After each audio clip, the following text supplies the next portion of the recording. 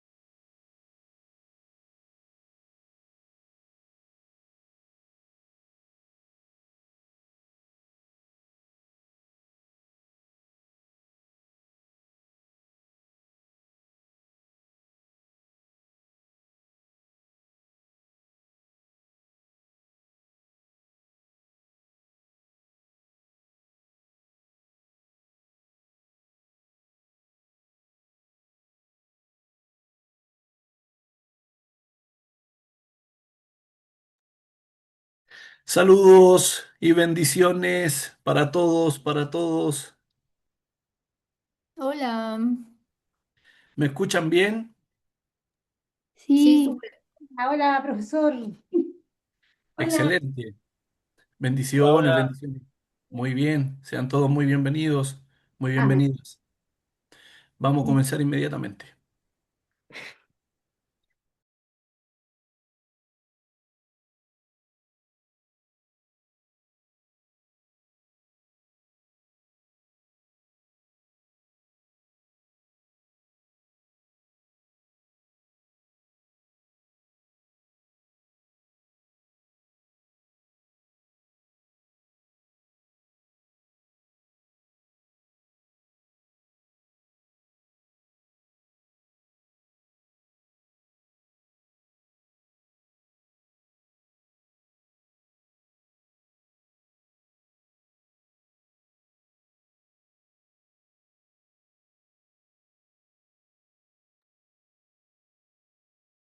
¿Logran ver la portada de la diapositiva? ¿Y me estoy escuchando bien también? Sí. Excelente. Muy bien. Me presento, soy su hermano en Cristo, su hermano Esteban Fuentealba, profesor del Instituto Bíblico del Maule, profesor de nuestra muy querida y estimada pastora Alicia, que Dios le bendiga grandemente, junto a toda su familia, que sean todos muy bendecidos en este día. Y la verdad es que estoy muy contento de poder interactuar con ustedes desarrollando la palabra de nuestro Dios.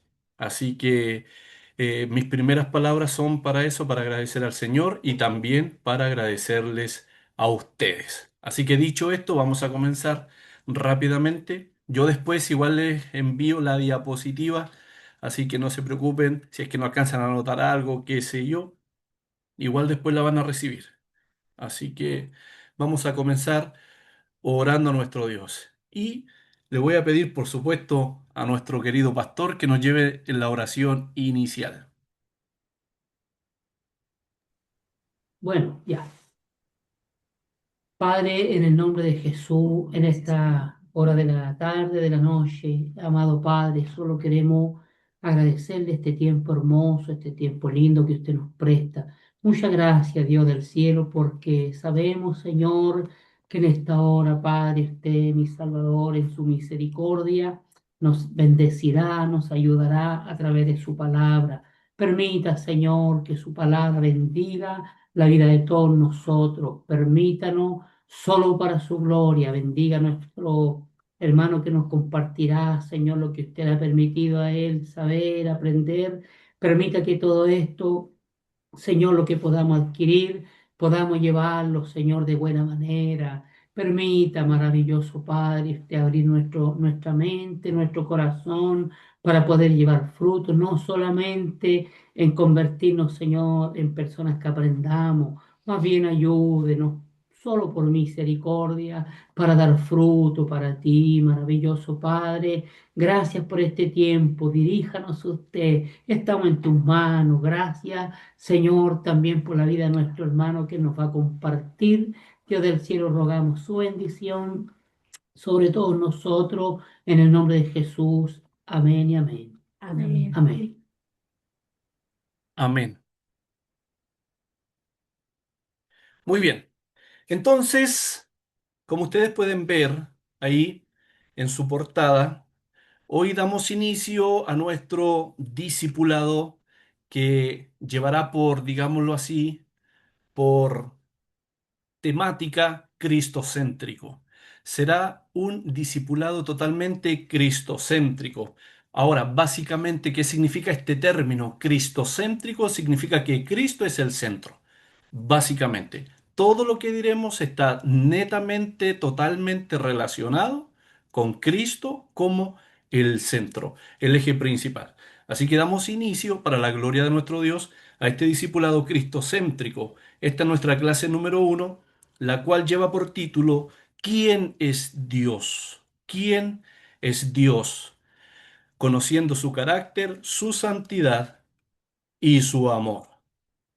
Entonces, nosotros debemos saber que cuando nos interiorizamos, cuando comenzamos a trabajar en lo que es un discipulado, debemos entender que es un tiempo de formación, es un tiempo de formación. Lo que nosotros como creyentes necesitamos es ser formados. La iglesia del Señor necesita ser bendecida, enriquecida. Por supuesto, también necesitamos ser prosperados, tanto en lo espiritual como en lo material, etcétera, etcétera. En todas nuestras áreas necesitamos ser bendecidos por Dios. Pero si hay algo que los creyentes necesitan hoy urgentemente, es ser educados y formados. La iglesia del Señor tiene que ser educada y formada. ¿Por qué? Porque somos la novia del Cordero. Yo siempre digo esto como ejemplo.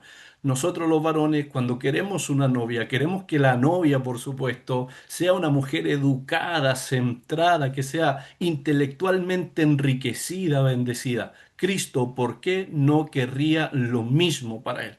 Entonces, Dios ha constituido para su iglesia a los pastores, a los maestros, porque Él lo que desea es formar y educar a su novia. Así que lo que nosotros haremos es totalmente enriquecedor. Este es un tiempo de formación partiendo desde la base con la palabra discípulo. La palabra discípulo. Esta palabra discípulo que nosotros muchas veces escuchamos, ya sea en los labios de nuestros predicadores, en los púlpitos, cuando leemos las escrituras, ahí aparece la palabra discípulo, sobre todo en los evangelios con nuestro Señor Jesucristo. Esta palabra se traduce del griego. Mesetés es su fonética. La palabra griega es matetés. Matetés. Yo, como les dije, después les voy a compartir esta diapositiva y va con toda la información que yo les estoy entregando de manera oral, pero después irá solamente ahí los conceptos, entonces van a tener todo eso. Cuando estudiamos el Nuevo Testamento, debemos saber que el nuevo pacto fue escrito en griego. Entonces, cuando queremos saber algo a profundidad, no nos quedamos solamente con aquello que nos dice Reina Valera o si usamos alguna de las versiones dinámicas. Las versiones dinámicas son NBI, NTV, Palabra de Dios para Todos. Esas son versiones dinámicas, pero mayoritariamente nosotros nos educamos con la Reina Valera. De hecho, yo a la Reina Valera le llamo la reina de las versiones. Es una versión que me encanta. ¿Por qué? Porque es totalmente confiable cuando queremos estudiar a profundidad, sobre todo cuando queremos estudiar los textos originales. Entonces, Esteban, si tú quieres profundizar en algo, sobre todo en un texto, tienes que irte a la lengua original. Por eso nosotros vamos al griego, estudiamos el griego cuando vamos al Nuevo Testamento. Pero si ustedes se van, esto lo digo solamente a modo de cultura bíblica, si ustedes se van al antiguo pacto, ustedes tienen que estudiar el hebreo, el hebreo. Y algunos dirán, no, un poco difícil. No, porque una cosa es su transcripción, una cosa es cómo se escriben las palabras y otra cosa muy distinta es su fonética. Entonces yo les digo esto para cuando ustedes, como amén, amén. Dice ahí tenemos una pregunta.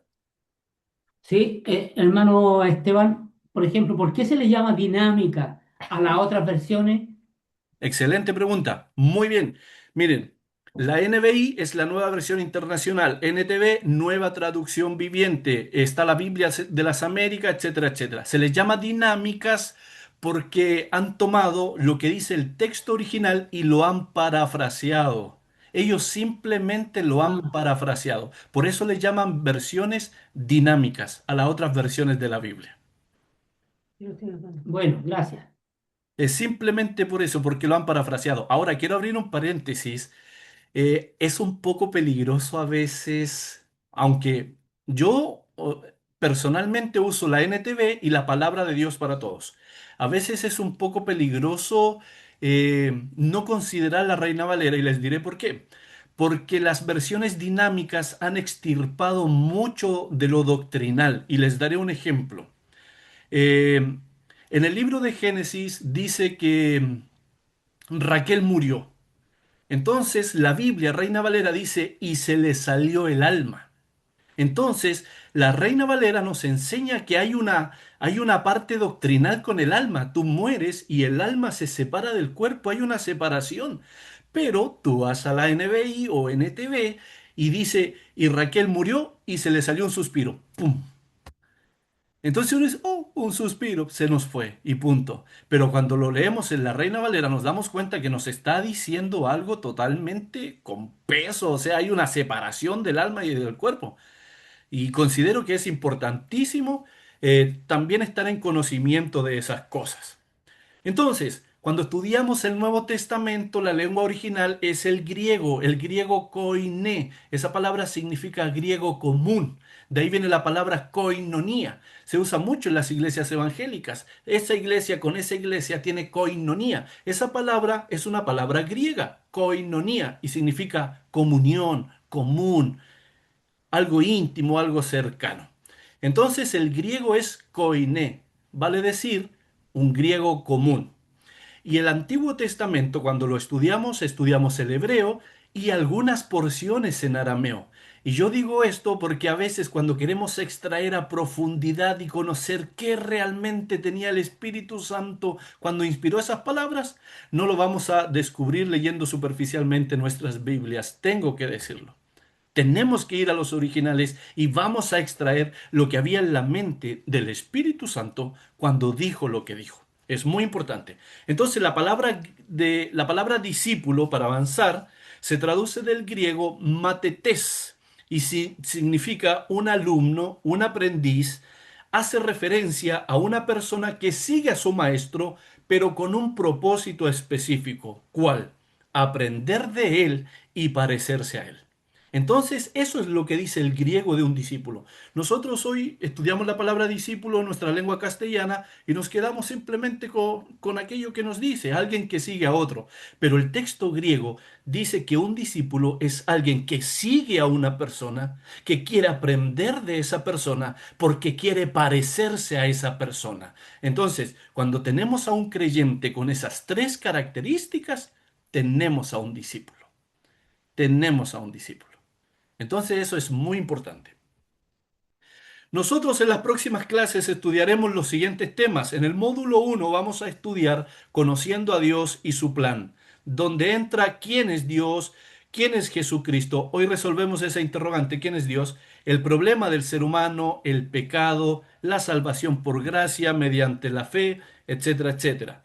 En el módulo 2 veremos la nueva vida en Cristo, el nuevo nacimiento, un tema totalmente relevante, importantísimo. Y también veremos la seguridad de la salvación. También aprenderemos sobre el Espíritu Santo y su obra en nosotros, la oración y la comunión con Dios. En el módulo 3 nos vamos a interiorizar con creciendo como discípulos, creciendo como discípulos. También veremos que la Biblia es la palabra de Dios, la iglesia y la comunión con los creyentes, el servicio cristiano y la esperanza futura en Cristo. La esperanza futura en Cristo. Que ahora aprovecho de abrir un paréntesis, que el día sábado en Talca habrá un seminario bíblico donde hablaremos de este tema, del arrebatamiento de la iglesia, dónde llegamos, dónde nos llama Cristo, dónde nos invoca, dónde nos convoca, qué va a sonar en el cielo, dónde están los muertos, qué vienen a hacer los muertos, etcétera, etcétera. Así que, si les interesa, les extiendo la invitación, es gratis. Nosotros debemos saber que este discipulado no tiene como meta solamente que aprendamos datos, información bíblica, sino que nosotros aprenderemos el propósito específico de nuestra vida cristiana. Este discipulado es con el propósito de que nuestra mente sea iluminada, que nosotros podamos llenarnos de Dios por medio de la Escritura. Yo sé que ustedes son hermanos de iglesia, por ahí he visto algunos videitos, tienen una hermosa congregación, son una hermosa comunidad cristiana. Entonces, la parte espiritual en cuanto a adorar a Dios, muy bien, excelente. Entonces, imagínense llenarse de la palabra de Dios, serían doblemente bendecidos por nuestro Dios. Así que lo que estamos haciendo está excelente. Nosotros, hermanos queridos, vamos a resolver este interrogante. ¿Quién es Dios? Y esta es probablemente la pregunta más importante. ¿Quién es Dios? Y esta es la pregunta que cualquier ser humano puede hacerse, porque es válido. ¿Quién es Dios? ¿Cómo es Dios? Por eso en todas las culturas se han inventado una imagen de Dios, porque esta es una pregunta que todo ser humano ha concebido en su interior. Muchas personas tienen muchas ideas diferentes sobre Dios. Algunos piensan que Dios es solamente una fuerza, otros ven a Dios como un ser lejano, alguien que simplemente creó el mundo y que después lo dejó a su suerte, y etcétera, etcétera. Pero nosotros no debemos preguntarnos cómo yo me imagino a Dios. Esa pregunta nosotros no nos hacemos. Nosotros nos preguntamos cómo Dios se ha revelado en las sagradas escrituras. ¿Cómo es que Dios se ha revelado en las sagradas escrituras? Y la Biblia comienza con una declaración muy impresionante ahí en Génesis capítulo 1, verso 1, donde está todo lo que nosotros como creyentes deberíamos saber. En el principio creó Dios los cielos y la tierra. Solamente en eso que yo acabo de leer aparece el inicio del tiempo, el inicio del espacio y el inicio de la materia. En el principio, ahí está el tiempo. Luego dice, creó Dios. ¿Qué cosa? Los cielos, el espacio y la tierra, la materia. La creación entera vino a existencia. La palabra creó Dios es una palabra hebrea que no se ocupa en ninguna otra parte de la Biblia con el hombre, porque esa palabra creó implica la idea de crear de la nada, traer a existencia de la nada. Entonces Dios es quien crea de la nada. Y la escritura más adelante, más específica por supuesto, nos dice que Dios trajo a existencia solamente con su voz, con su palabra. Entonces, esto es maravilloso para nosotros como consuelo, porque Dios, con una sola palabra, hermanos queridos, puede suplir todas nuestras necesidades. De hecho, eso es lo que dice Filipenses capítulo 4, verso 19. Mi Dios pues suplirá todo lo que os falta conforme a sus riquezas en gloria en Cristo Jesús. Para Dios no existe imposible, eso es muy importante.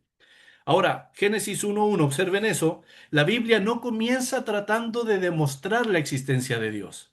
La Biblia no tiene ningún problema con eso, no espera convencernos de la existencia de Dios. Al contrario, simplemente declara que Dios ya estaba antes de todo. Comienza afirmando la existencia de este Dios. Antes de las estrellas, antes de los océanos, antes del tiempo, antes de la humanidad, Dios ya existía. Entonces, en Génesis 1.1, ¿qué es lo que crea Dios? Fueron tres cosas. ¿Quién está atento?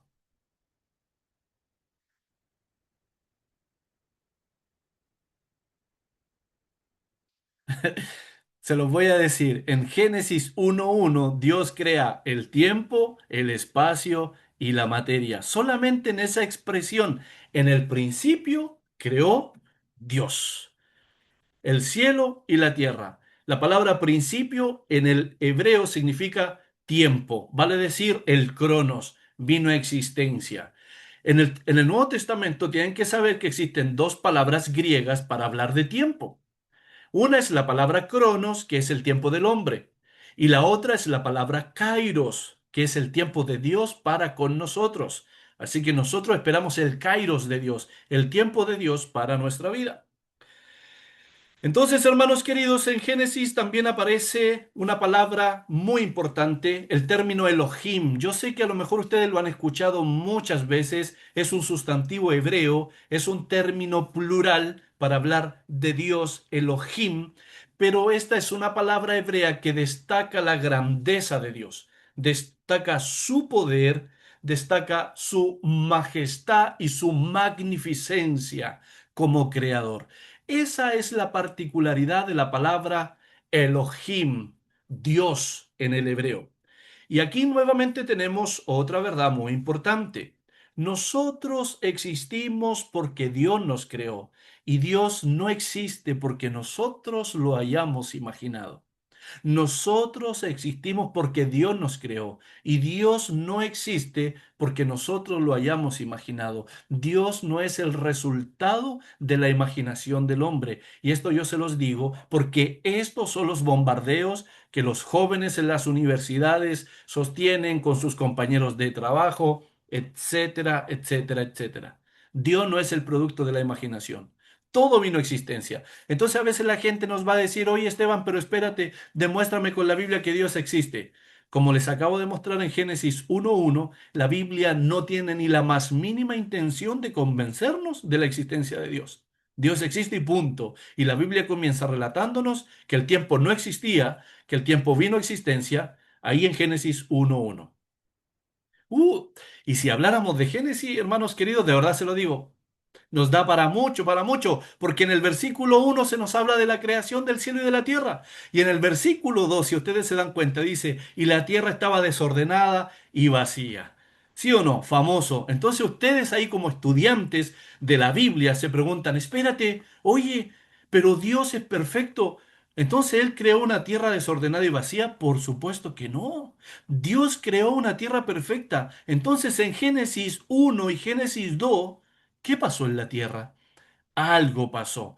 Entonces, es ahí donde nosotros como teólogos, como estudiantes de la Biblia, porque eso es lo que somos cada uno de nosotros, ustedes tienen que creerse el cuento. Todos aquellos que estudiamos a Dios somos pequeños teólogos, extrayendo nuestra doctrina de Dios.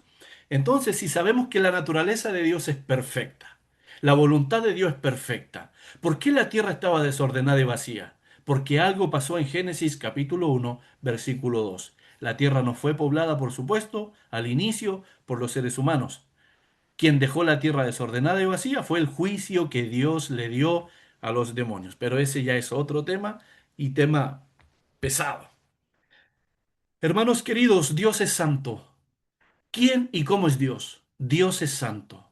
Tenemos que responder esto. Dios es santo.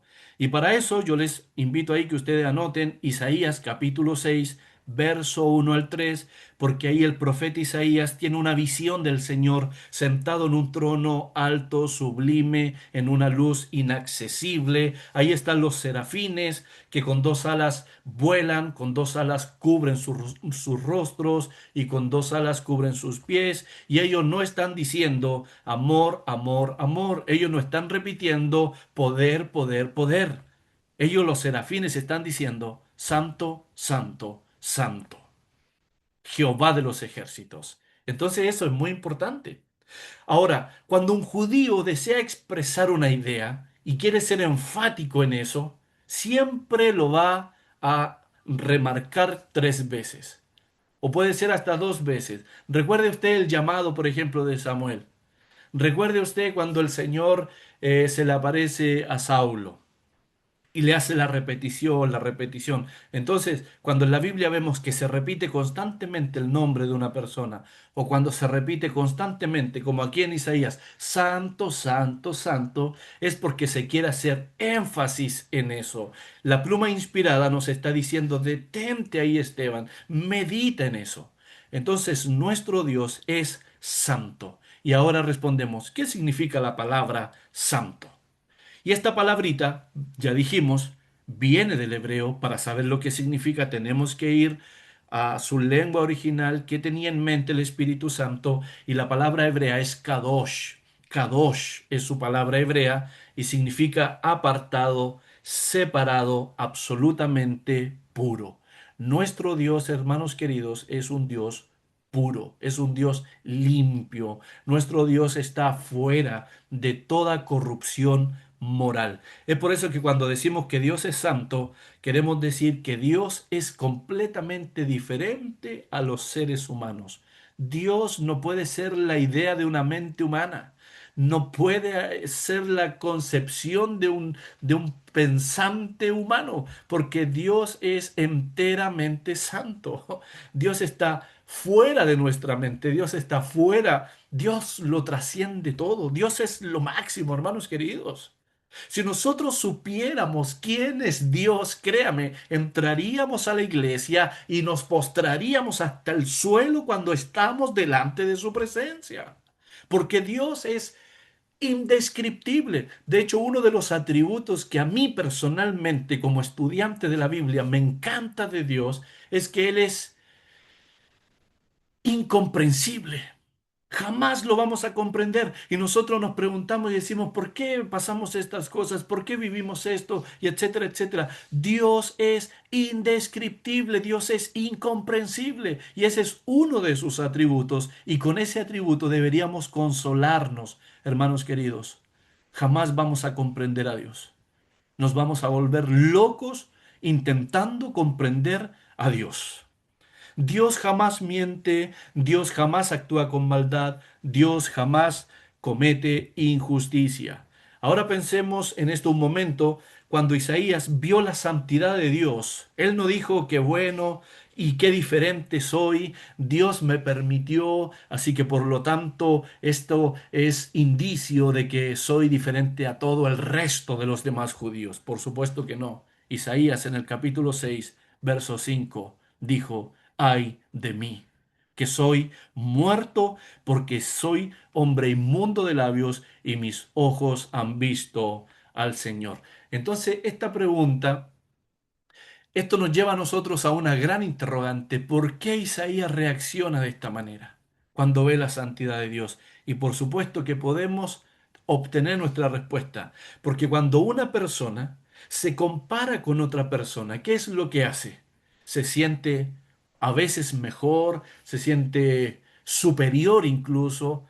No estamos hablando de los cristianos, por supuesto, íntegros.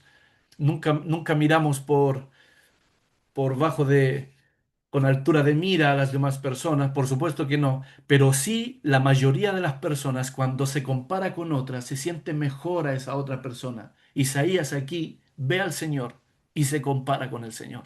Entonces es por eso que él dice, ay de mí, que soy hombre muerto. Isaías ve la santidad de Dios y luego compara su vida. Entonces, en lo único que pudo pensar, hasta aquí llego yo. Aquí se acaba mi vida. Y esto a nosotros tiene que llevarnos a, a la siguiente convicción. Dios, hermanos queridos, es infinitamente santo y nosotros pecadores, miserables, deplorables, necesitados de un Salvador.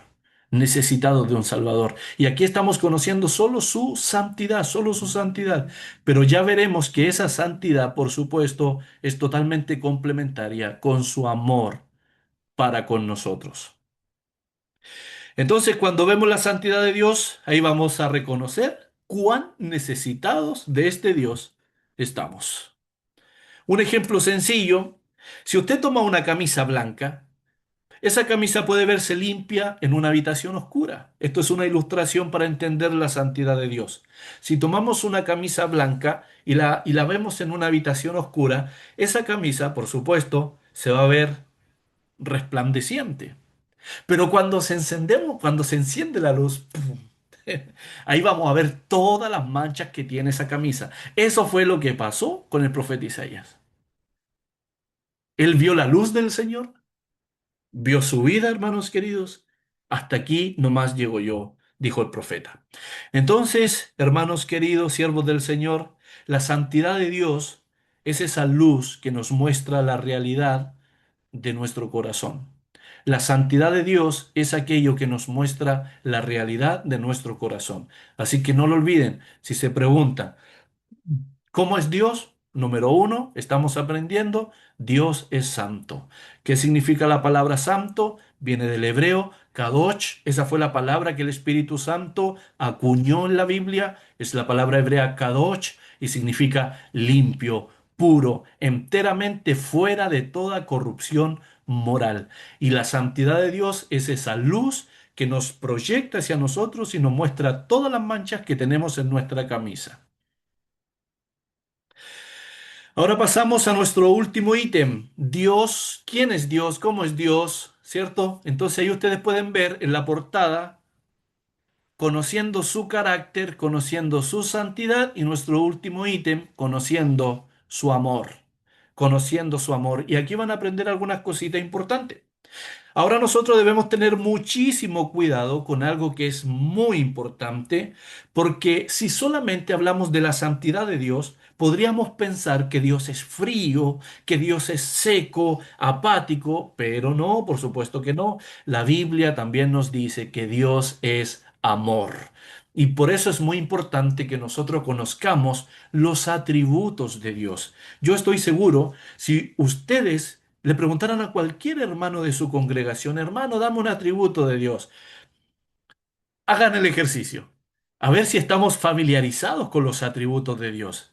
Y existen atributos, hermanos queridos, que nos describen perfectamente a Dios. Y es ahí cuando nosotros crecemos en adoración al Señor. Porque vamos conociendo sus atributos. Ahora, alguno de ustedes se pregunta, ya Esteban, ¿qué es un atributo? La palabra atributo no aparece en la Biblia. La palabra atributo viene del latín attributus, attributus, y significa lo que caracteriza a alguien. Entonces, cuando hablamos de los atributos, hablamos de aquello que caracteriza, en este caso, a Dios. ¿Qué es lo que caracteriza a Dios? La santidad es un atributo. La misericordia es un atributo. Su amor es un atributo. Y así sucesivamente. Ahora, cuando comenzamos a conocer a Dios, hay atributos que son comunicables y hay atributos que no son comunicables. ¿Qué significa esto? Comunicable es cuando el hombre también los puede expresar. Si decimos que Dios es misericordioso, ¿el hombre puede ser misericordioso? Amén. Es un atributo comunicable.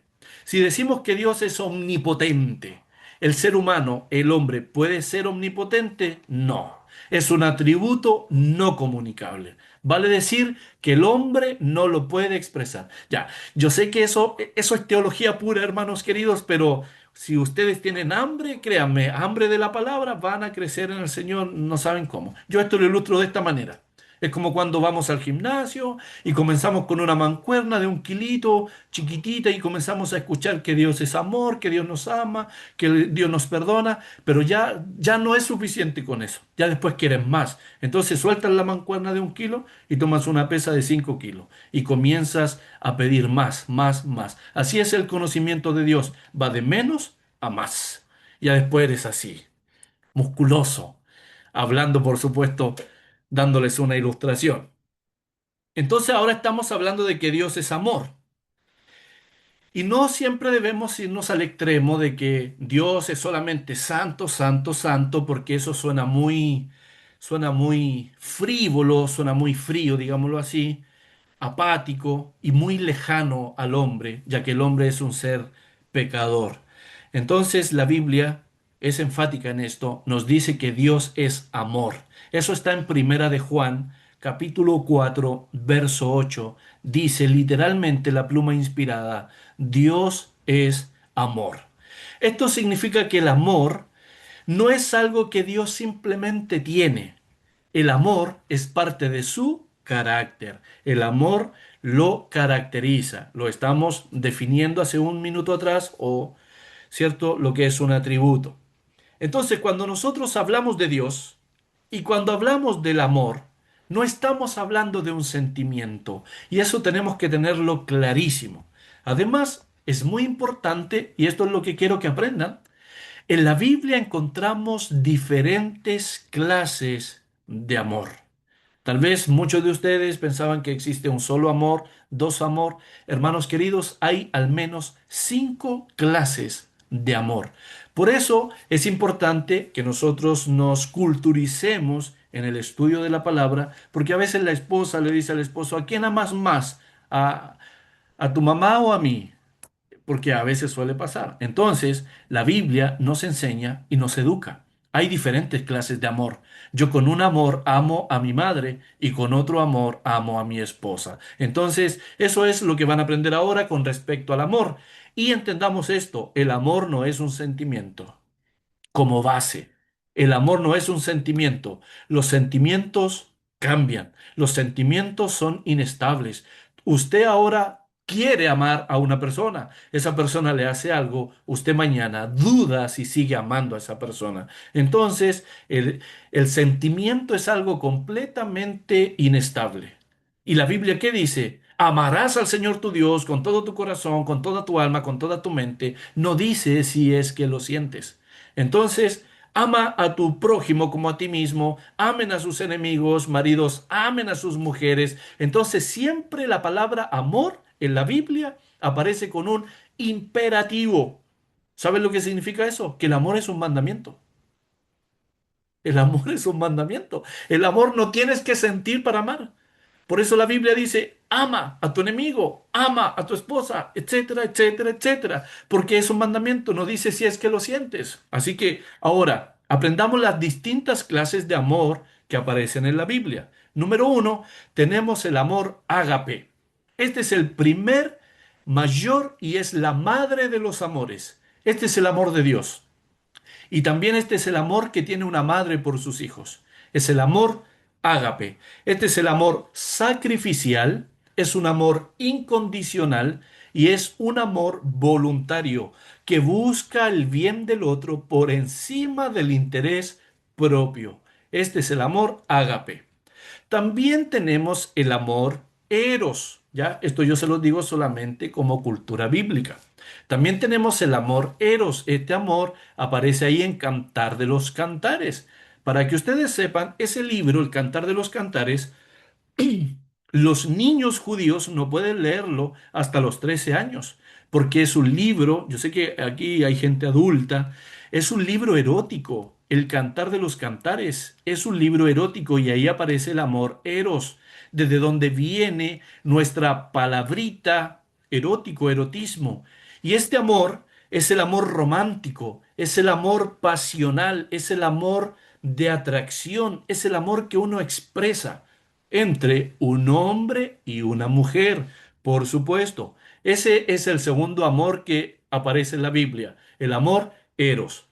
También tenemos, número 3, el amor filial, el amor filial o fraternal. Este es el amor de amistad, es el amor de compañerismo, es el afecto por alguien cercano.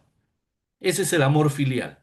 Número 4, tenemos el amor estorgio, estorgio. Y este es el amor natural y afectivo que tienen ustedes como familia. Ese es el amor que ustedes expresan ahora mismo y en ese momento en la mesita. Los que están en otro lugar, es el amor familiar que tiene el padre por sus hijos, que tiene la madre por sus hijos. Es un amor familiar, el amor estorgio. Y número 5, que es algo que me encanta de la cultura bíblica del texto griego, del original, que es cuando, se me fue el nombre, ya, pero es cuando una de las palabras se olvidó. Ya, pero se me olvidó. Miren, el quinto amor es filostorgios. No sé si se dieron cuenta anteriormente que les nombré el amor filial y el amor estorgio. Entonces, en Romanos aparece el amor filostorgios, que es cuando unen palabras. Se me fue el término, siempre ando hablando de eso, entonces ahora se me olvidó. Pero es el amor filostorgio. ¿Y saben qué? Ese es el amor que debemos expresar en la iglesia. Ese es el amor que debemos expresar con los hermanos, filostorios. Entonces es una mezcla. Estas son las palabras, ya me voy a acordar, pero es una combinación de la palabra filial y de la palabra estorgio. Filostorgios. Ahí solamente les he querido mostrar, hermanos queridos, para que sepamos que el amor de Dios no es solamente un sentimiento, el amor de Dios es una decisión santa que se entrega por el bien del otro y en Cristo, por supuesto, un gran amén a eso, ¿cierto? En Cristo tenemos la expresión perfecta del amor, la expresión perfecta del amor. La mayor demostración del amor es Jesucristo. Observen Romanos capítulo 5, verso 8, si es que tienen sus Biblias, si no, déjenlo ahí nomás, lo anotan. Dice, mas Dios muestra su amor para con nosotros. Mas Dios muestra su amor para con nosotros, en que siendo aún pecadores, Cristo murió por nosotros. Ahí podemos ver que el amor no es solamente decir, Dios muestra su amor para con nosotros. Si ustedes observan el texto bíblico, la palabra Dios muestra se traduce del término griego sunistao, sunistao, y este es un verbo griego que significa presentar favorablemente, exhibir, recomendar. Entonces, cuando la Biblia dice que Dios muestra su amor, está diciendo literalmente que Dios nos está recomendando su amor, que Dios nos está exhibiendo su amor, que Dios lo está presentando favorablemente para el hombre. Por eso dice, más Dios sunistao, más Dios muestra, exhibe, recomienda su amor para con nosotros, en que siendo aún pecadores, Cristo murió por nosotros. Entonces Dios nos presenta, nos exhibe y nos recomienda su amor en Romanos 5:8. También nosotros podemos aprender otra verdad maravillosa. Dios no nos amó porque éramos buenos.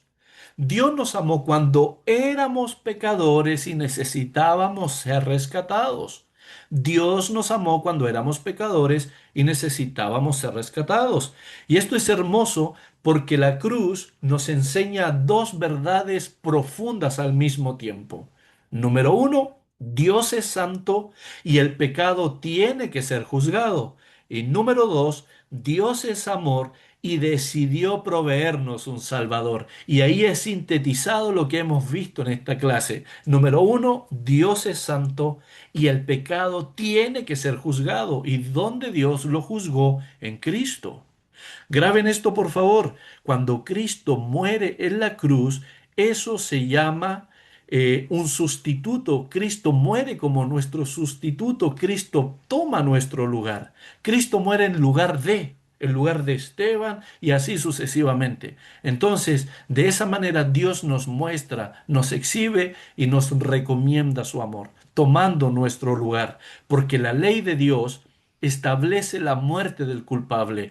La Biblia dice en Ezequiel que el alma que peca debe morir. Entonces, esa es la ley de Dios estableciendo la muerte del pecador.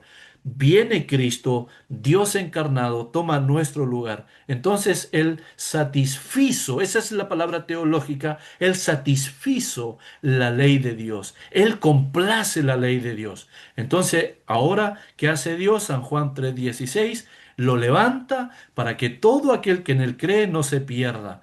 Entonces, hermanos queridos, debemos estar enamorados de Cristo, porque Él tomó nuestro lugar, Él pagó nuestra deuda por el pecado. Entonces, Dios es santo y el pecado debe ser juzgado. ¿Y dónde fue juzgado? En Cristo. Dios lo juzgó en Cristo, por eso Dios despedazó a su Hijo en la cruz. Y Dios es amor y decidió proveernos un Salvador. Entonces la justicia y el amor de Dios se encuentran perfectamente en Jesucristo. Hemos visto dos atributos de Dios: su santidad, su justicia y su amor. Y los dos son totalmente equilibrados. La justicia de Dios no anula su amor y el amor de Dios no anula su justicia. Dios es tanto justo como amoroso. Así que eso es muy importante. Y para terminar, queridos estudiantes, Dios nos conoce personalmente a cada uno de nosotros. Dios nos conoce. El Salmo 139 nos enseña que Dios conoce todo, absolutamente todo acerca de nosotros. Él conoce nuestras palabras antes de pronunciarlas. Él conoce nuestros pensamientos y Él conoce nuestros caminos. Y esto debe producir dos cosas en nosotros. Primero, debe producir consuelo porque nunca estamos solos. Él va con nosotros. Y segundo, debe producir responsabilidad porque no podemos esconder nuestro corazón delante de Dios. No podemos, hermanos queridos. Yo sé que ustedes lo saben, yo lo sé, podemos engañarnos a nosotros mismos, podemos engañar a nuestros seres queridos, cercanos, a nuestros padres, a nuestros hermanos, pero a Dios jamás lo vamos a engañar porque Dios nos conoce. Él sabe todo de nosotros. El Salmo 139, verso 1 dice: me has examinado y conocido, me has examinado y conocido. Así que conclusión de nuestra primera clase, la conclusión. Quiero terminar con una pregunta, dejándoselas ahí, por supuesto. ¿Quién es Dios para usted? ¿Quién es Dios para usted? ¿Ya? Y quizás ha escuchado hablar de Dios desde pequeño, desde pequeña, pero el objetivo de este discipulado es que pasemos de conocer información acerca de Dios a conocer a Dios, pero ¿de qué manera? De una manera íntima, el conocimiento relacional. La Biblia dice que el pueblo de Dios fue destruido porque le faltó conocimiento. Esa palabra conocimiento no se refiere a un conocimiento intelectual, es un conocimiento relacional. El pueblo no se relacionó con Dios y es por eso que terminó pereciendo. Entonces nosotros hoy hemos aprendido lo siguiente: Dios es el creador de todas las cosas. Dios es perfectamente santo. Dios es amor y mostró ese amor en Cristo. Dios conoce nuestra vida completamente. Mientras más conozcamos quién es Dios, más entenderemos quiénes somos nosotros y cuánto necesitamos de Jesucristo. Entonces, mis queridos hermanos en el Señor, que este discipulado no sea solamente una acumulación de conocimientos, sino un camino donde nuestra mente sea renovada y nuestro corazón sea transformado por la verdad de nuestro Dios.